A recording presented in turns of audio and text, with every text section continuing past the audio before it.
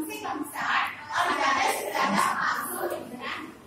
हर रियासत में विधानसभा के मेंबरों की तादाद मुख्तलिफ हो रही है। हमारे महाराष्ट्र में विधानसभा के मेंबरों की तादाद 288 है। दूसरा पॉइंट है हमारा म्याद। विधानसभा की म्याद बताइए। लोकसभा की तरह केंद्र रखना है। आमतौर पर विधानसभा की म्याद 5 साल होती है।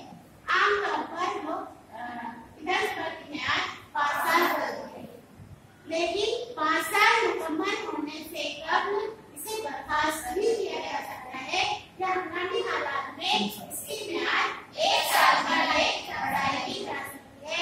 यहाँ पर भी हमने लोकसभा में वही मांग की। तीसरा पॉइंट है हमारा काबिलियत। काबिलियत यानी विधानसभा का मेंबर बनने के लिए कौन सी काबिलियत। लोकसभा की तरह उनको ध्यान में रखो। पहला तो फिक्स है वो भारत का शहरी।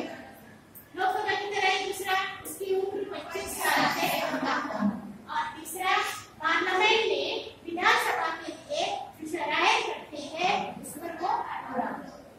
अब वहाँ हमने देखे थे पार्लियामेंट में जो शराइत रखते हैं, मैंने पहले ही बताया क्वालिफिकेशन में कुछ भी नहीं है। क्या वो दिवालिया ना हो, वो देशद्रोही ना हो, वो पागल ना हो, ये पार्लियामेंट में शराइत है। तो वैसे ही वो भारत का शहरी हो, उसकी उम्र 25 साल से कम ना हो और पार्लियामेंट में विधानसभा के लिए शराइत रखते हैं उस पर वो अधूरा। उसके बाद का पॉइंट है हमारा ओहदेदार। अब ओहदेदार जैसा हमने लोकसभा का देखे यहाँ पर वैसा ही यहाँ पर विधानसभा के अराकीन अपने में से ही 2 को मुंतखब करते हैं।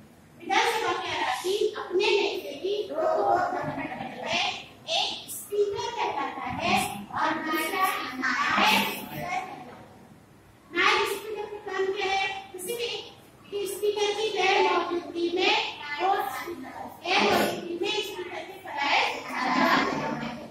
और जो काम लोकसभा के स्पीकर को करने पड़ते हैं वही काम विधानसभा के स्पीकर को करने पड़ते हैं। फिर सुनना, क्योंकि हमने पढ़ चुके कौन से है ऐवान में अजलास की सदारत करना।